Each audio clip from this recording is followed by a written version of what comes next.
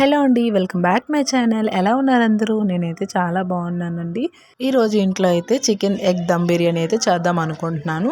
ఇప్పుడు చికెన్ దమ్ బిర్యానీ చేసేదాన్ని, ఎగ్ బిర్యానీ అంటే ఏం లేదులేండి, ఎగ్స్ అయితే వేసేయడమే అంతేలేండి.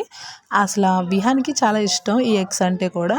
వాడికి ఉడకబెట్టిన గుడ్డు అంటే చాలా ఇష్టం. అందుకోసం అయితే వాడి కోసం అయితే ఈ ఎగ్స్ అయితే పెట్టి ఈరోజు బిర్యానీ అయితే చేద్దాం అనుకుంటున్నాను. మీకు ఆల్రెడీ చెప్పాను కదా, వీక్లీ 1-2 టైమ్స్ అన్నా కూడా బిర్యానీ అయితే చేస్తానని. వాడికైతే చాలా ఇష్టం. పిల్లలకి ఇష్టం అని తెలిసి కూడా ఫుడ్ ప్రిపేర్ చేయకుండా అయితే ఉండలేం కదా. వాటితో పాటు మనం కూడా తింటాము చాలా ఇష్టంగా. బిర్యానీ అంటే అందరికీ ఇష్టమే కదా, ఇష్టం లేని వాళ్ళంటే ఎవరు ఉండరేమో. నాకు తెలిసి అందరికీ నచ్చుతుంది బిర్యానీ అంటే. ఈ రోజు అయితే ఈ బిర్యానీ అయితే చేశాను ఇంట్లోనే. 2 వీక్స్ బ్యాక్ అనుకుంటాను బిర్యానీ వీడియో అయితే అప్లోడ్ చేశాను. నాకు వ్యూస్ కూడా చాలా బాగా వచ్చాయి, రీచ్ కూడా కొంచెం పెరిగింది ముందుటి మీద కూడా. నార్మల్ బిర్యానీ చేద్దాం అనుకున్నాను, అయితే చికెన్ ఉండేది. సేమ్ ప్రాసెస్లో అయితే మళ్ళీ అయితే చేశాను. కొంచెం ఎగ్స్ అయితే యాడ్ చేశాను. ఫస్ట్ అయితే బియ్యం అయితే కడిగి దాంట్లో అయితే బిర్యానీ ఇంగ్రీడియంట్స్ ఉంటాయి కదా, బిర్యానీ ఆకు, బిర్యానీ పువ్వు, ఇవన్నీ కూడా మొత్తం అన్నీ వేసుకొని దాంతోపాటు కుక్ చేయాలి. దాని తర్వాత కొంచెం సాల్ట్ అయితే వేసుకోవాలి. సాల్ట్ వేసిన తర్వాత అన్నం కొంచెం పలుగ్గా ఉన్నప్పుడే వార్చాలి. అంటే ఒక 70% ఉడికినప్పటికి మనం వార్చాలి. మిగతా 30% అయితే మనం దమ్ పెడతాం కాబట్టి. బిర్యానీ చేసినప్పుడు ఎప్పుడైనా కూడా నార్మల్ రైస్లో మనం ఉడికిస్తే అస్సలు బాగోదు. ఎందుకంటే మనం ఈ దమ్ పెట్టినప్పుడు ఏంటంటే కొంచెం పలుగ్గా ఉంటే బాగుంటుంది బిర్యానీకి. ఎప్పుడైనా కూడా ముద్ద అయితే అస్సలు బాగోదు. అయితే అన్నం వార్చిన తర్వాత ఇప్పుడైతే ఆనియన్స్ అయితే కట్ చేస్తున్నాను. ఆనియన్స్ ఎక్కువ ఉంటే చాలా బాగుంటుంది. నేను ఎక్కువ వేస్తాను బిర్యానీలో ఆనియన్స్. లేదంటే బిర్యానీ అయినా చేయడం మానేస్తాను, కానీ ఆనియన్స్ అది మాత్రం ఎక్కువ ఉంటే నాకు నచ్చుతుంది. అయితే చిల్లీస్ కూడా కట్ చేస్తున్నాను. ఈ చిల్లీస్ అయితే నేను ఒక 5-6 అయితే తీసుకున్నాను. ఎందుకంటే మరి ఎక్కువ తీసుకున్న బాబుకి కారం కదా తినలేడు అనేసి. మెయిన్ చేస్తున్నాను వాడి కోసమే. ఆ వాడి పేరు చెప్పేది మేము అందరం తింటాంలేండి, కానీ వాడు కొంచెం తిన్నా ఇష్టంగా తింటే చాలు, అదే నాకు. లాస్ట్ టైం బిర్యానీ చేసినప్పుడు కొత్తిమీర లేదు కదా, ఇప్పుడైతే ఫుల్గా ఉంది కొత్తిమీర. టమాటాలు చేస్తే ఎక్కువ వేయాలనిపిస్తుంది. బిర్యానీ చేసినప్పుడు కొంచెం వెడల్పు ఉన్న పాత్ర తీసుకుంటే బాగుంటుంది. దాంట్లో అయితే కొంచెం ఆయిల్ వేసుకొని, ఆయిల్ హీట్ ఎక్కిన తర్వాత మనం కట్ చేసుకున్న ఆనియన్స్, నెక్స్ట్ చిల్లీస్ కూడా వేసుకోవాలి. ఇవన్నీ బాగా డీప్ ఫ్రై చేసేకుండా నార్మల్గా సిమ్లో పెట్టి అయితే బాగా వేయించుకోవాలి. కొంచెం కుక్ అయితే సరిపోతుంది, మరీ ఎక్కువైతే వేగవసరం లేదు వీటిని. ఇప్పుడు ఈ మసాలా వేసాను కదా, ఈ మసాలాలో జీడిపప్పు, నెక్స్ట్ యాలకులు, అల్లం వెల్లుల్లి, ఒక 3 లవంగాలు వేసి కచ్చాబచ్చాగా అయితే దంచాను.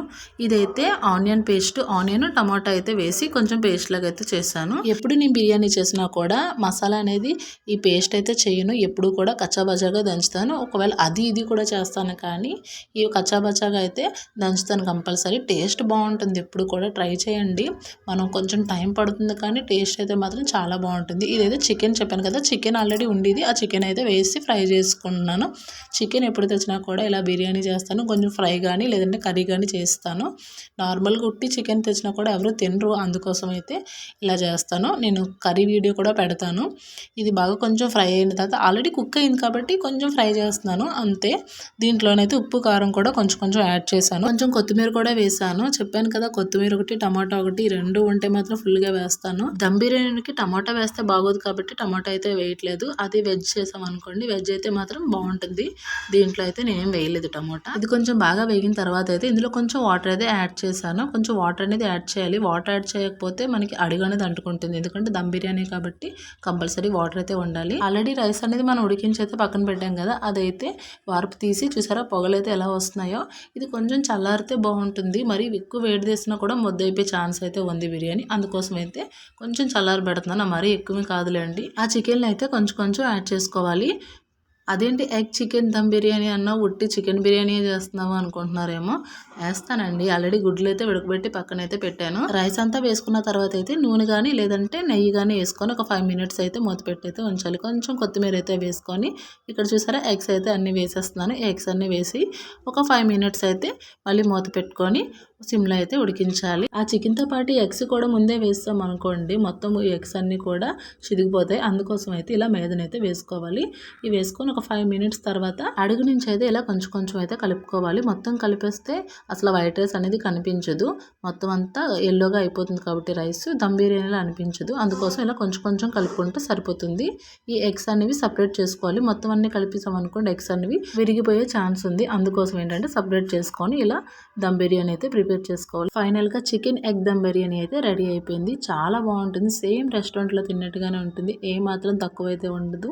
అది కూడా నార్మల్ రైస్ తోటే సూపర్గా ఉంటుంది. కంపల్సరీ ఇంట్లో అయితే ట్రై చేయండి. వీడియో కనుక నచ్చితే లైక్ చేయండి. ఇంకా నా ఛానల్ ఎవరైనా సబ్స్క్రైబ్ చేసుకోకపోతే తెలుసు కదా ఏం చేయాలో. మీరు అనుకున్నదే సబ్స్క్రైబ్ చేసుకోమని చెప్తున్నాను. మరొక వీడియోతో మళ్ళీ కలుద్దాం. అంతవరకు బాయ్.